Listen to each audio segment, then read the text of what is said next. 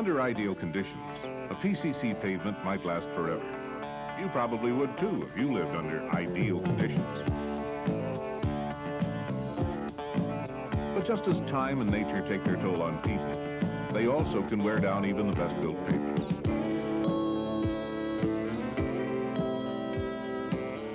Thousands of miles of PCC pavement were constructed in the 1950s and 60s, which means many of these roads are pushing 40 years old. Cracks form the wrinkles on their weathered faces. And a constant diet of heavy loads have caused faulted slabs to bulge above what was once a long, flat line.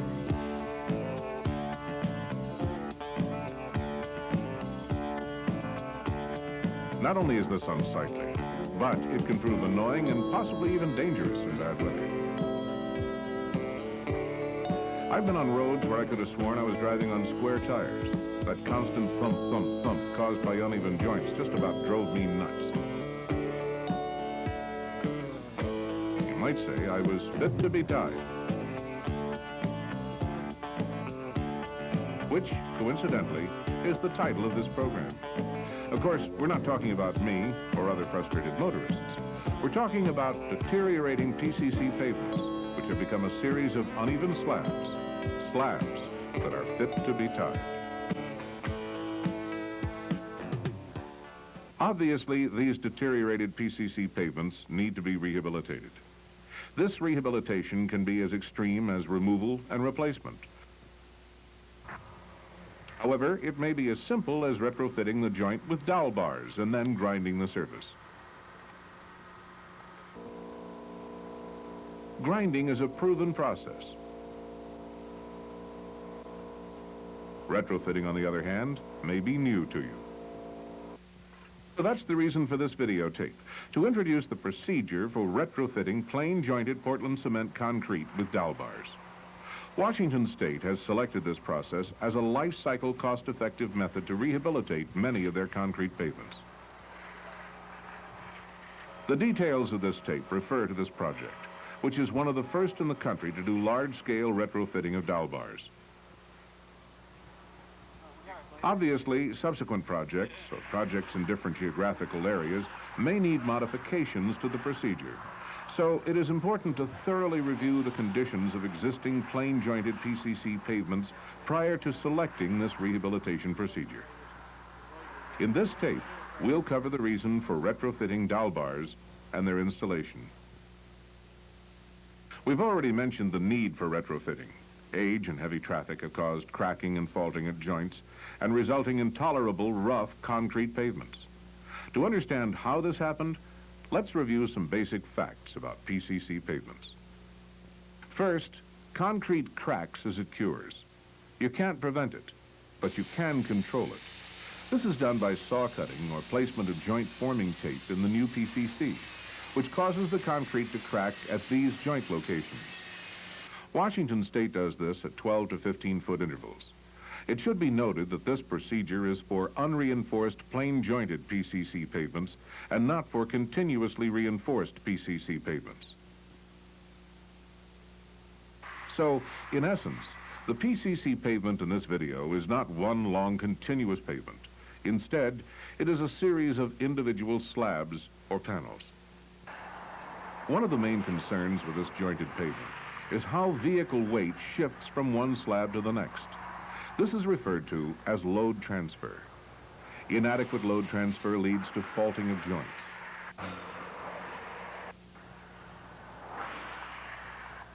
Think of each slab as a seesaw. A heavy load, in this case an 18-wheeler, is placed on one end of the slab. The weight pushes down on the end of the slab, causing it to deflect.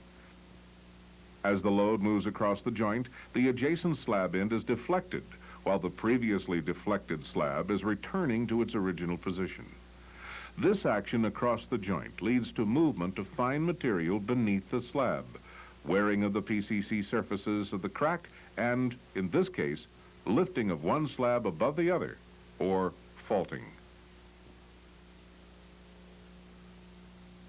The problem worsens over time because now the weight is falling from one slab to the other as the fault increases.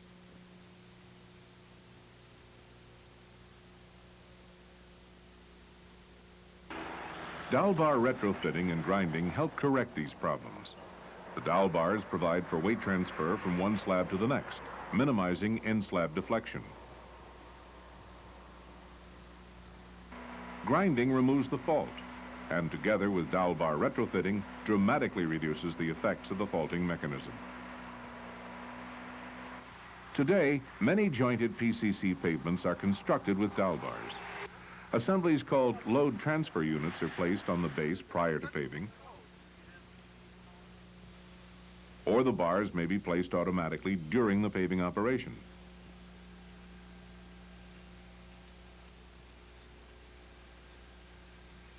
On older pavements, however, dowels may not have been used, or their design life loading has been exceeded. The result has been faulting. To remedy this problem, dowel bars are placed or retrofitted into the pavement. Yes, sir. How well do they work? Preliminary results indicate success on this project. The existing road was heavily faulted. The average fault was 3/8 of an inch, with some faults as bad as 3/4 of an inch. The average load transfer was only 33%. In other words, only about a third of each vehicle's weight was distributed evenly between panels. The rest of the weight caused excessive deflections of the slab ends.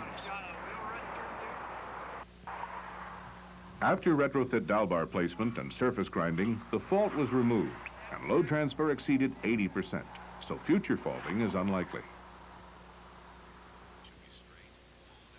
Not only is the process considered successful, but comparable or cheaper than other rehabilitation procedures.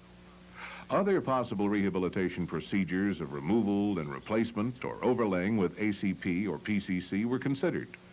Removal and replacement or overlaying with PCC pavement far exceeded the cost of this procedure. Overlaying with ACP, although comparable in cost, does not address the problem of reflective cracking and pavement rutting.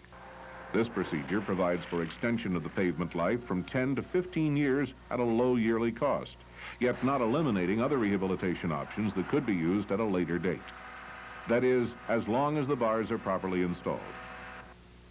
Research shows that in order for the dowel bars to function properly, certain criteria have to be met regarding the type and size of bar used, bar spacing along each joint, bar position in the concrete, and allowance for concrete expansion and contraction. Let's begin with bar type and size. On this project, a 1 1/2 inch diameter, 18-inch long smooth dowel bar is used. It's epoxy coated to prevent rusting, which locks up the bar, not allowing it to move. It's smooth, so it does not bond to the concrete. The 1 1/2 inch diameter was chosen to best transfer load across the joint. The 18-inch length ensures enough of the bar will be in each slab to transfer the load. Spacing is carefully planned to provide load transfer across the joint. Here, 6 bars are placed along the transverse joint of each slab. The bars are divided into 2 groups of 3. The bars are 12 inches apart in each group. One group begins 2 feet from the centerline joint, and the other begins 1 foot from the shoulder joint. This places each group under the areas that most effectively provide for load transfer.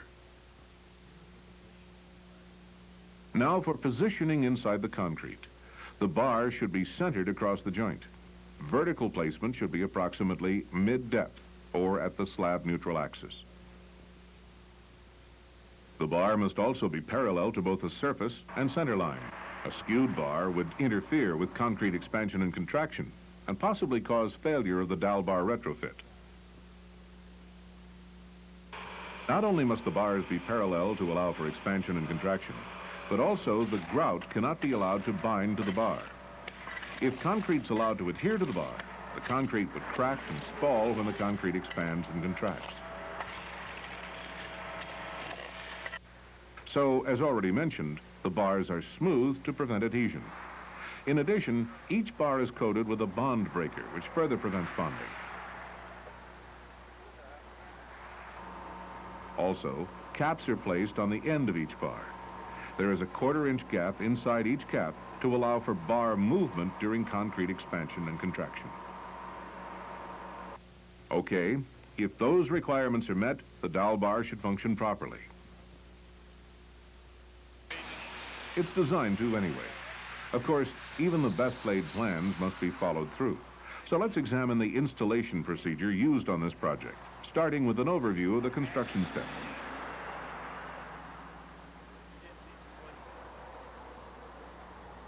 First, joints to receive retrofit dowel bars are identified and marked. Second, slots are cut across the transverse joint.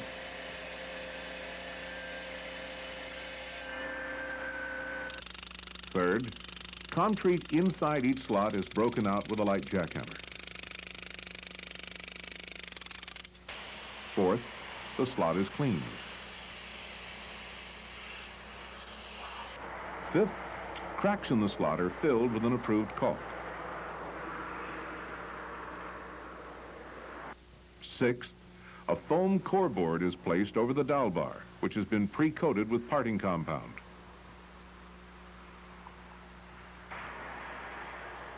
Seventh, caps are placed on the end of the dowel bar. Eighth, 2 chairs are placed on the bar.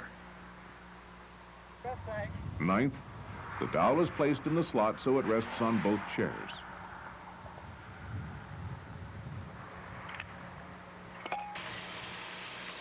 10th, grout is placed in the slot.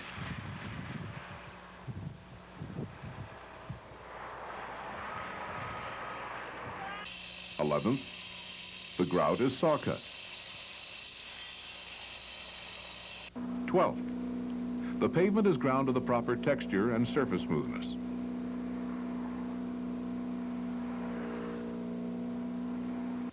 And finally, 13th, the transverse joints are sealed. Let's go back and look at each of those steps in more detail. The first step is to determine if a slab is suitable for retrofitting. If there's minimal cracking along the joint, retrofitting will work. However, if there's severe or multiple cracking within a panel or another type of major distress, the pavement is beyond the help retrofitting can provide.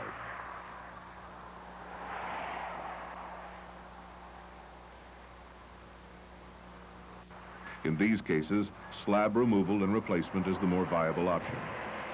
This rehabilitation project combined both retrofitting and replacement. Another thing to look for are transverse cracks that are actually acting as joints. For some reason, the concrete may not have cracked at the design joint, so it cracked elsewhere in the slab. Or the panel may have cracked naturally in the middle of the slab to relieve pressure. Faulting at a transverse crack is a good indication that it's a working crack, and it's serving the same purpose as the design joint. On this project, some transverse cracks are marked to receive retrofit dowel bars as well. All transverse cracks with poor load transfer and faulting should be retrofitted. Next, the slots are cut, either with concrete saws or with a specially designed piece of equipment. Here, the slot machine cuts all the slots at the same time.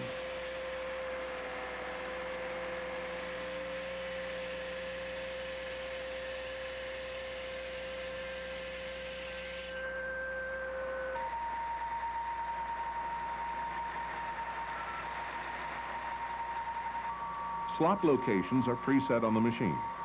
In any case, it's a good idea to ensure the cuts are in the proper location. 2 feet from the center line, 1 foot from the edge line, with 1 foot spacing between bars in each group. The dimensions of the cut must also be correct to assure that the bar is placed within a 1/4 inch tolerance vertically and horizontally. Proper dimensions are important. The length and width provide adequate clearance to ensure the bar can be properly positioned and backfilled. The depth is necessary to ensure that the bar is placed approximately in the middle of the slab and parallel with the surface of the roadway. Next, any concrete remaining in the slot should be chipped away with a jackhammer weighing 30 pounds or less. Anything heavier may cause spalling on the sides or bottom of the slot, or cracking of the surrounding concrete.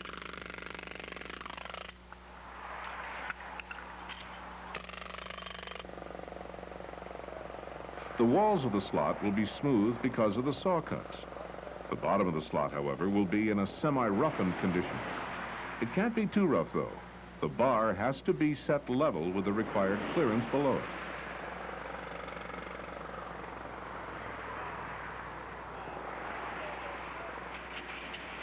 The next step is cleaning, which consists of removing debris, sandblasting, and one or more passes with an air blast. First, broken up concrete is removed and properly disposed of.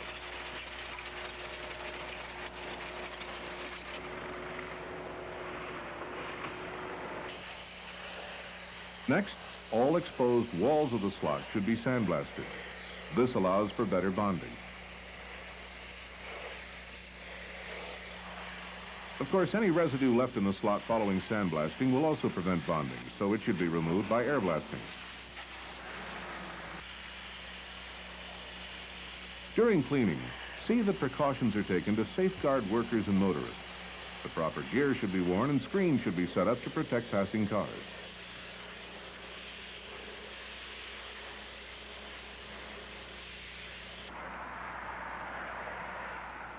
The next step is crack filling. The crack in the wall or bottom of the slot must be filled to prevent intrusion of the grout into the crack, which would interfere with concrete expansion and contraction. An approved caulking filler should be used. In this case, silicone was used.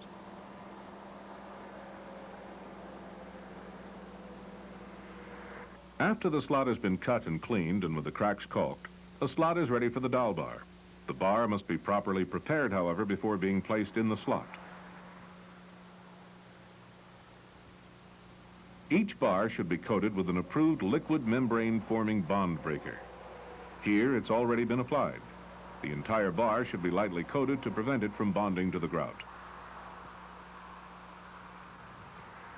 Care should be taken during coating and later during bar placement that none of the bond breaker comes in contact with the slot surface. You don't want to prevent bonding there. So if any bond breaker drips onto the walls or bottom of the slot, it must be removed by sandblasting. Now, because the existing joint was removed during slot cutting, a filler is needed to maintain the transverse joint during grout placement. The filler remains in the permanent joint to allow for concrete expansion. Here, a half-inch foam core board is used, which can be obtained from most office supply stores. Other thicknesses may be used, with 1/4 inch considered to be the minimum. The board is cut to the proper dimensions. To stand on its own, it must be slightly wider than the slot. On this project, it's 2.5 inches wide. The board's length may vary.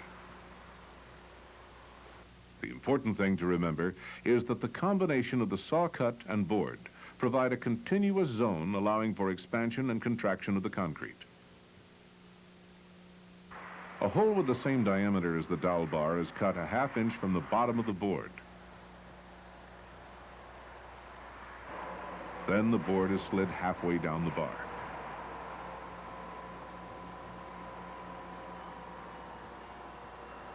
Next, plastic caps are fitted on both ends of the bar.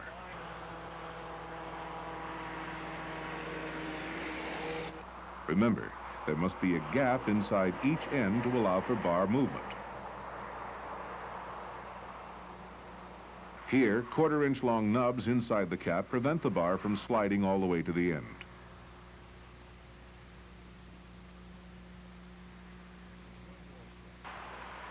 There's one more step before bar placement. 2 non-metallic or epoxy-coated chairs are placed on the bottom of the slot or are attached directly to the bar. They will support the bar and give it the required clearance from the sides, bottom, and ends of the slot.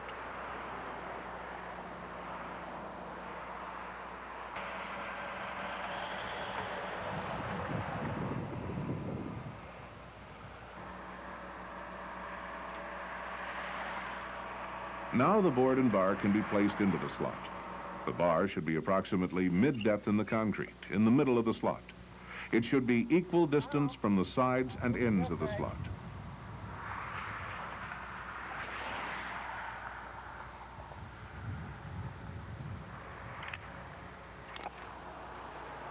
The foam board should fit tightly in the slot, the bottom of the board resting on the bottom of the slot, the top of the board at the location where the transverse joint will be saw cut.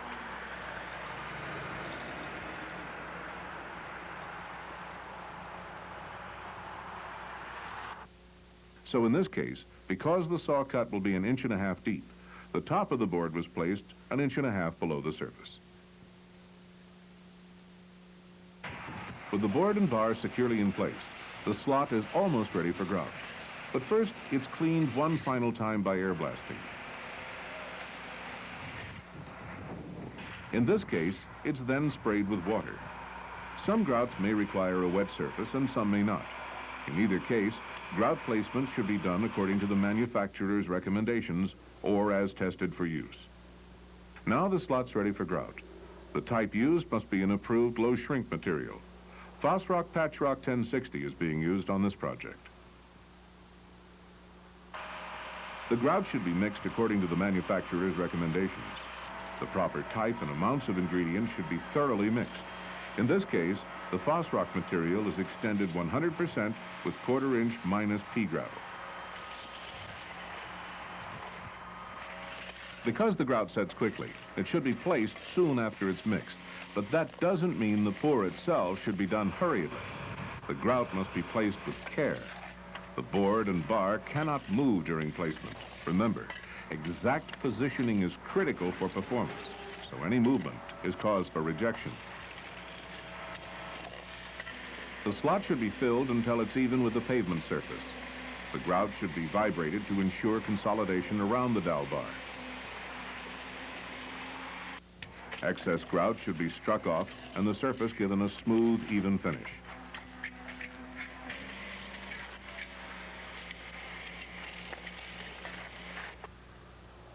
The grout should be protected while it cures according to the manufacturer's instructions.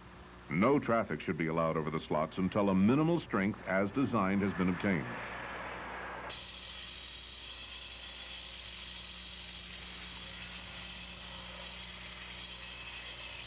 The grout is green cut as quickly as possible to allow for concrete expansion, in this case, within 24 hours.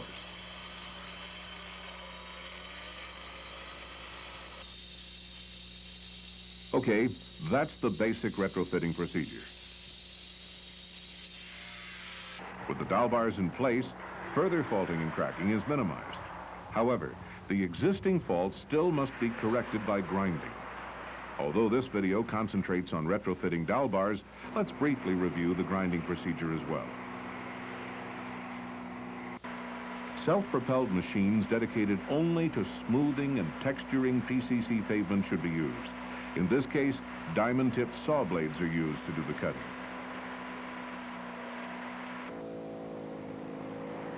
Care should be taken to ensure the equipment does not cause excessive raveling, aggregate fractures, spalls, or any other damage to the joints or underlying pavement. Any damage caused must be corrected and the problem solved before grinding proceeds.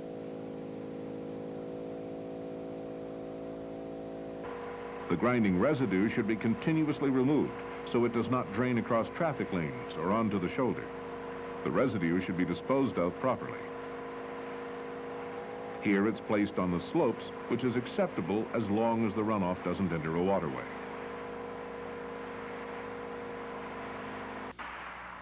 Of course, the main concern with grinding is the finished result. The two key factors are texture and profile. First, texture. This is what the completed surface should look like. This texture provides the best possible traction and skid resistance. The width of the grooves and the area between them must be within the tolerances of the contract documents. This is achieved by the width of the diamond blades and spacers.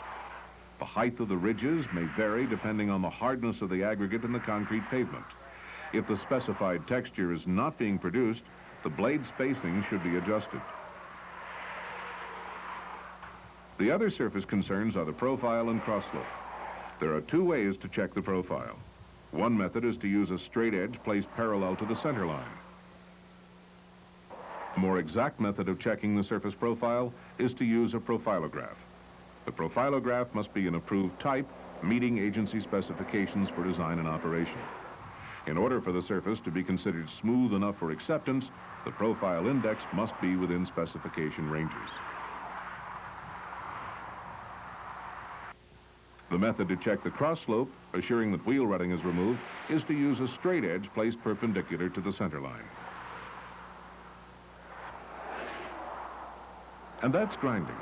The last step of the operation is joint sealing, which is performed basically the same way as a typical joint sealing or resealing operation. So there is no need to cover that procedure here. Which brings us to the end of this program. Remember the old surface? Quite a facelift, huh? And one that should last for a long time. Because retrofitting dowel bars has greatly increased load transfer between slabs, there should be far less cracking and faulting. It's as if deteriorating PCC pavements have found a new life, a second wind, possibly even a fountain of youth.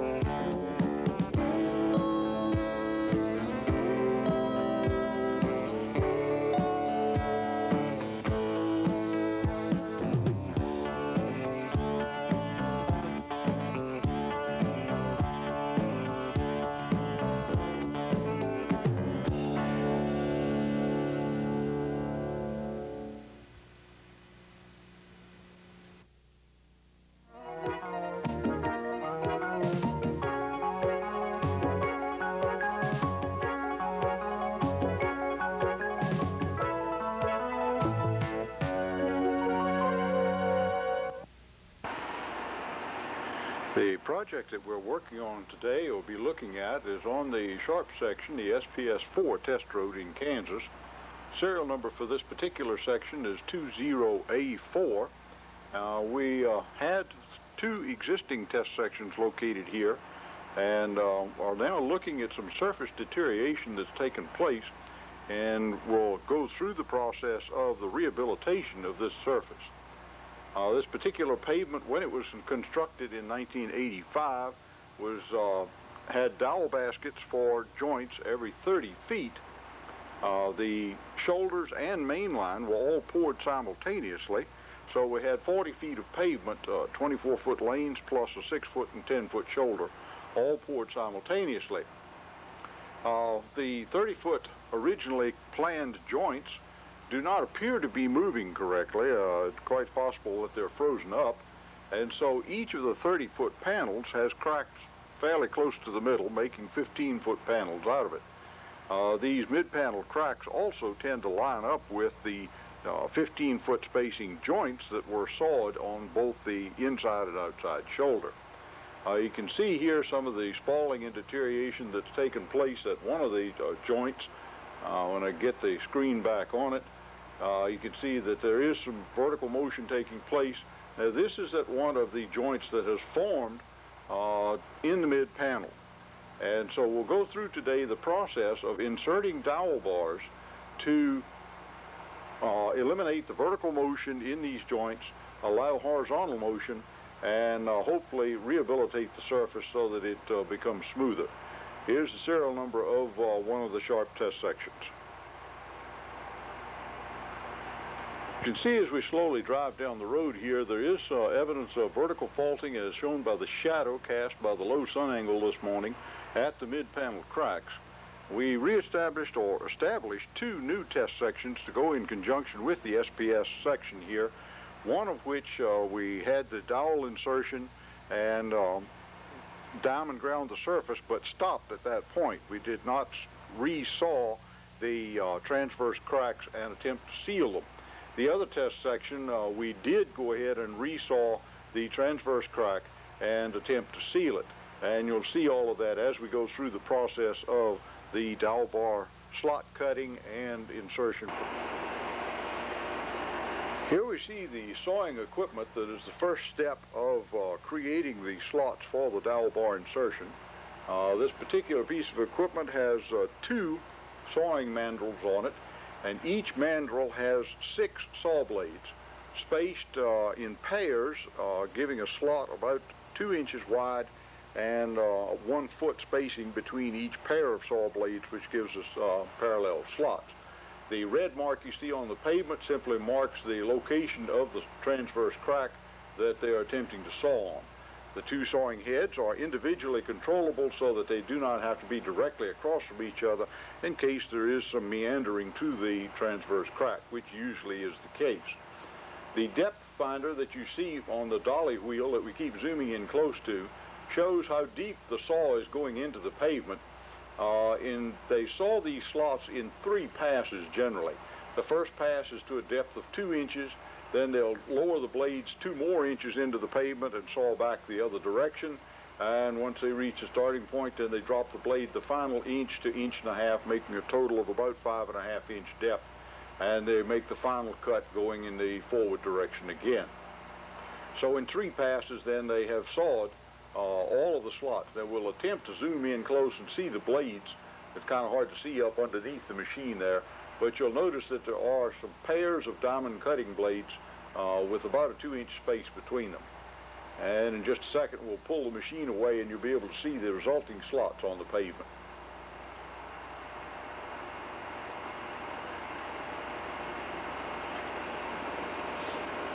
Here's the resulting slots for one wheel path. There are 3 slots in each wheel path, approximately 2 inches wide, 24 to 30 inches long on the surface. And the transverse crack hopefully is fairly close to the middle of each of those slots. And again, you'll see the red mark on the pavement, which helps the equipment operator locate the crack when he's sawing the slots.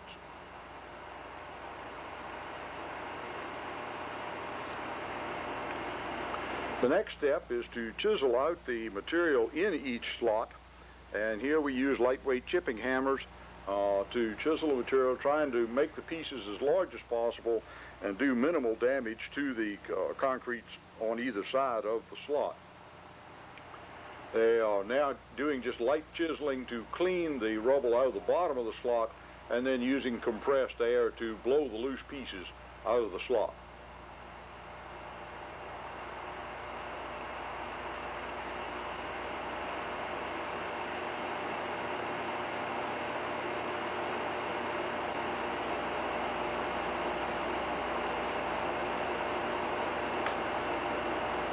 The rubble is then loaded into a front end loader simply to get it off of the lane, scooping it up by a shovel and loading it into a dump truck to haul away.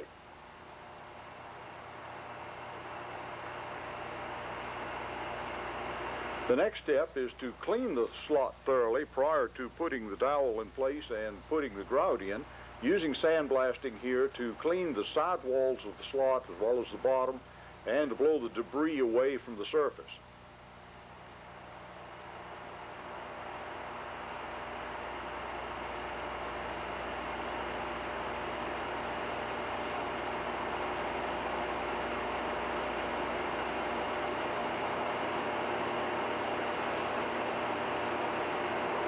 You see the cleaned out slots with the sides having been sandblasted to remove any loose deposits from the sawing and slot cutting action so that we have a nice clean, dry, firm surface for the grout cement which will be put in with the dowel to adhere to.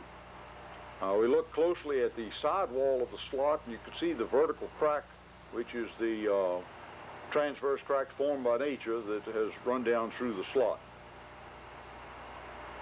This is looking down in the slot at the bottom. It's chipped out fairly smooth. Did not have to worry too much about this because the dowels do sit on chairs which holds them up off the bottom about a ½ inch.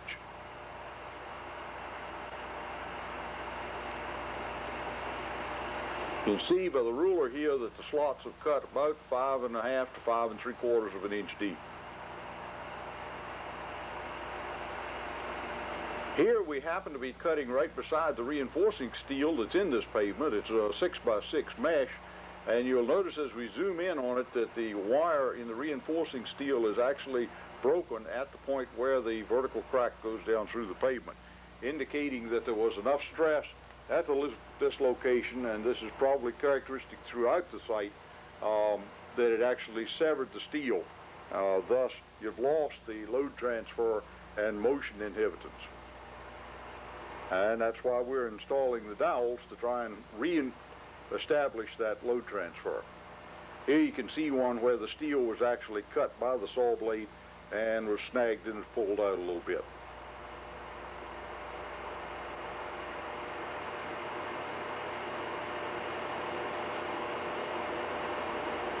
Once the hole has been prepared in this manner, then we are ready to lay out the dowels and install them, get ready to put the grout in place to hold them in.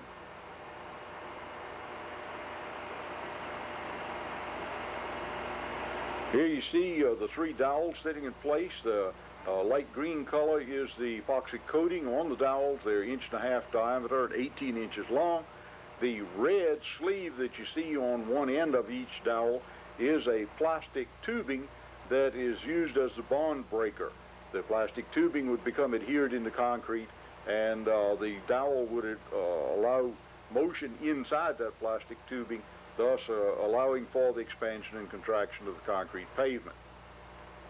You can see the chairs that each of these dowel bars is sitting on, which holds them up off the bottom of the slot approximately 1/2 inch, and also keeps them centered in the slot that's been cut. It's a 2-inch slot. We're putting in an 1.5 inch dowel bar. You set the dowel bar down in the slot, and in positioning the dowel bar, you would want the sleeve pushed up onto the dowel bar and have the joint between the red and the green approximately at the location of the transverse crack.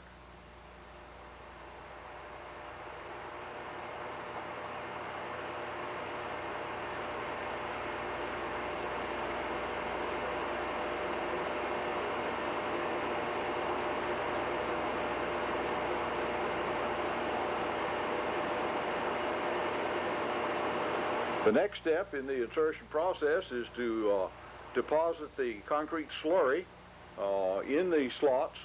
We use a mixer that just drives along, dumps a deposited amount spread around by shovels to make sure that you got enough to fill all the slots. Any large chunks are removed. Then they come along with a vibrator, as you'll see here in just a second when he stops at the next hole. He uses an electric vibrator to briefly consolidate the material to make sure that it is thoroughly settled down in the hole around the rebar, and also that the hole is uniformly filled and that the air has been pumped out of it. Residue is then scooped off with a shovel. Squeegee is used to finish the process of smoothing off the surface of each of the dowels.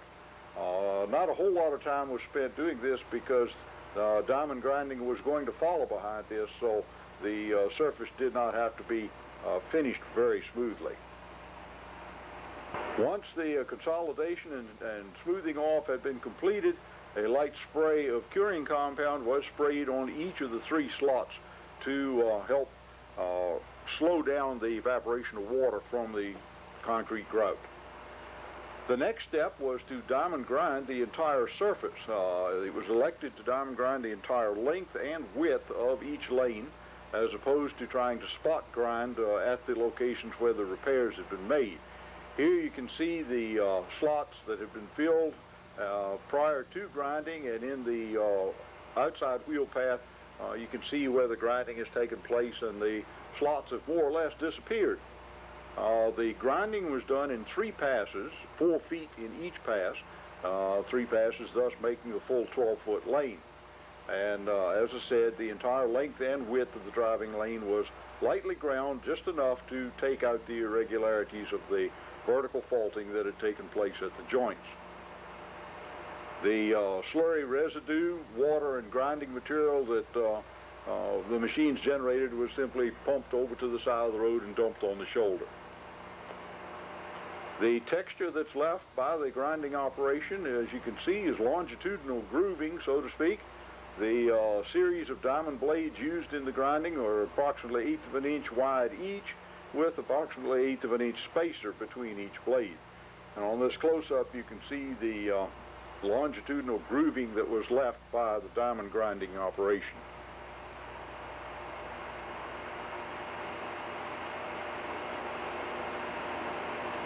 The diamond grinding had been completed and the highway opened back up to traffic again. You can see the slight change in color that has shown up here, indicating that the slots are there. The surface is smooth, but the color is a little bit different. As we zoom in close, you can see that the transverse crack has reoccurred through the epoxy, well, not epoxy, but the concrete grout material that was put in with the rebar. So the transverse crack did reappear immediately. Step in the process was to saw out the existing sealant material in the original transverse joints and longitudinal joints. To do that, a blade setup, as you see here, with 2 blades with a spacer between them, giving a total cut width of approximately 1/2 inch, was used on these highly mobile sawing units. And in just a few seconds, when they get things lined up here, we'll actually see them going along, sawing out the sealant material, which was still in the original longitudinal and transverse cracks. You can see the residual crack here that they generated was approximately 1/2 inch in width.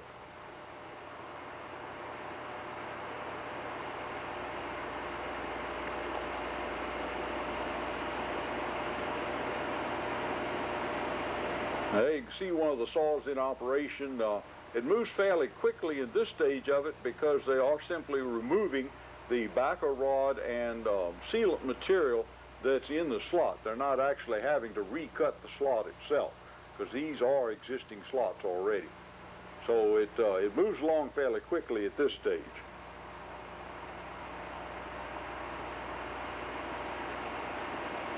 In addition to sawing the transverse and longitudinal joints, of course, there's a step included also of attempting to saw out a reservoir for the sealant material in the transverse cracks, at the mid-panel transverse crack, which has had the dowel bar inserted across it. They use a much smaller blade here because of the irregularity of the crack. It's not just a straight saw cut. So it's much more time-consuming to try to follow the meandering crack across the mid-panel. The blade here is about 6 to 8 inches in diameter. Again, a pair of blades, but you can see here the irregular path that is followed, and it's going to be much more difficult to seal this particular crack because of the irregular edges of the crack itself. Now you can see there where they've sawed right across the dowel insertion slots and had some pretty crooked crack to try and follow. Makes a pretty rough cut, but it has cut a slot about 1/2 inch deep. You can see there are places where the crack was missed. Hopefully when they used the air, they blew the small pieces out between the saw cut and the crack itself. This is a very difficult part of the process, is following this meandering crack in the transverse crack created by nature. Now here you see a location where they realized they'd missed the crack and they had to go back and saw it again. Leaves kind of an island of concrete. They'll have to seal around both sides of that.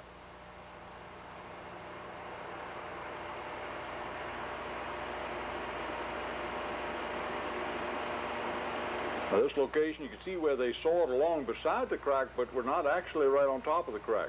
So you end up with a little sliver of concrete between the saw blade cut and the natural crack. This again hopefully will be blown out by the compressed air when they come through to clean these joints out prior to putting the sealant in place.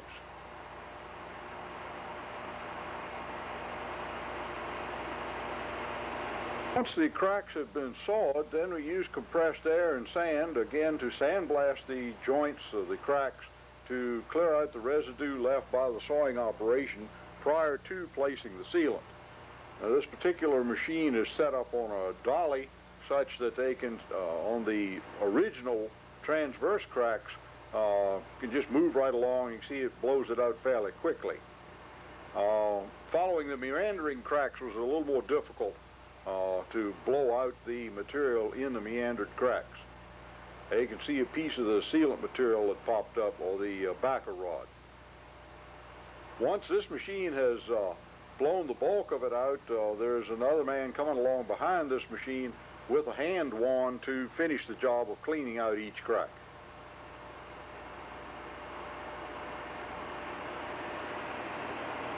Now you can see him using the hand wand to clean the surface off, but also to finish cleaning out any residue that might have been left in the transverse crack.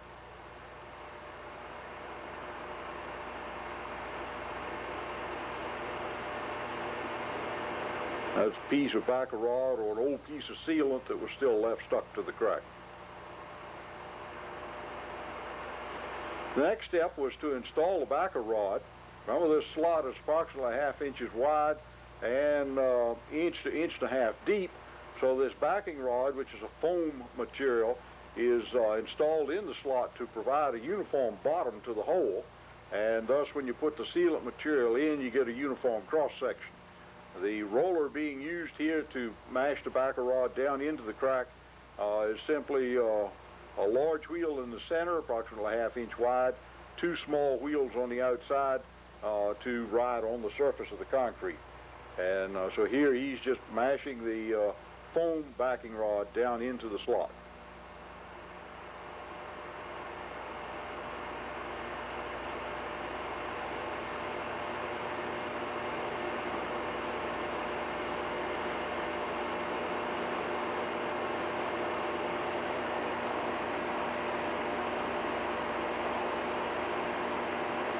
Once the backer rod has been placed, then the final step is to place the sealant in the crack, attempting to seal up the joints. It's fairly rapidly moving, however, you've got to try and keep the nozzle in the crack. See, occasionally it jumps out, but the idea is to put enough sealant in the crack to fill the crack, making good contact with both sides of the crack, but you do not want it piled up in residue. So the final product, as you see here, is a seal joint. It's a self-leveling type sealant, so it does tend to flow downhill toward the edge of the shoulder and create a puddle there at the edge of the shoulder. You can see a little bit of sand laying on top of it, but it's recessed below the surface so the tires do not actually make contact with it as they drive down the road. That's the goal. If you put too much sealant in, then it spills out on the surface, as you see here. And you'll also notice if there's a non-sealed, where the backer rod did not seal against the sidewalls of either the crack or the joint, you end up with a hole pocket in the sealant. Now, they did come back and spot check this with a bucket of sealant and try and fill those crevices back up in the spots where there was noticeable lack of sealant, such as right here.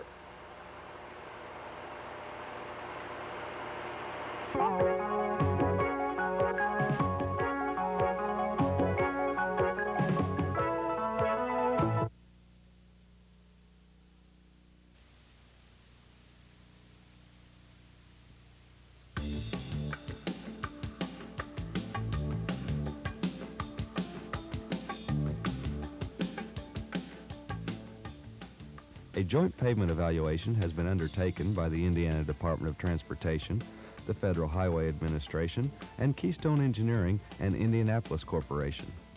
This pavement evaluation will consist of dry milling 3 slots in the pavement within each wheel path, cleaning the slots, placement of an epoxy-coated number 10 rebar, and backfilling the slots with a high-strength, rapid-setting mortar.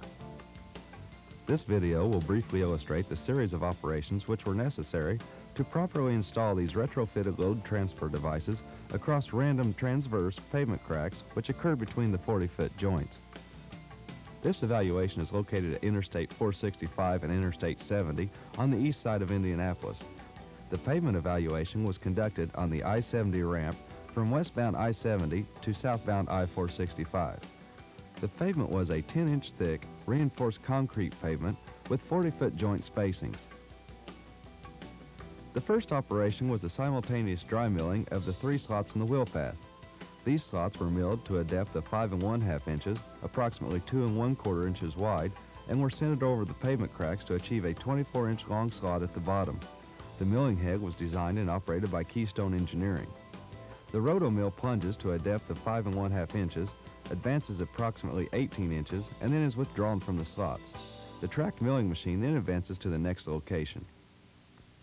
The second operation involves cleaning of the milled slots. Hand picks and shovels are used to remove the bulk of the milling debris. A front-end loader is used to collect and transfer the debris to a dump truck. Since this is a dry milling process, an air lance is used to blow the fine dust and other remaining debris out of and away from the slots. This leaves very clean slots which require no further surface preparation.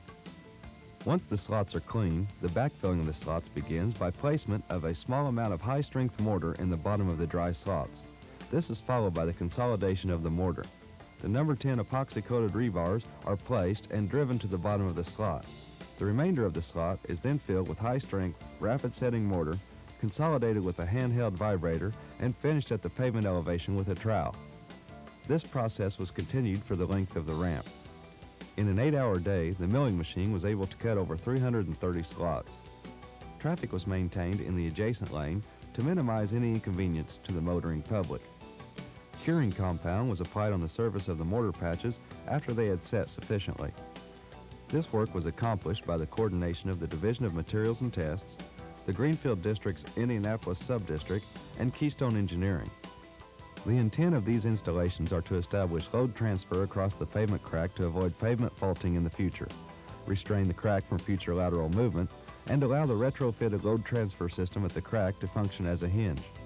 Thus, all future pavement expansion and contraction will occur at the pavement joints where epoxy-coated dowel bars are in place.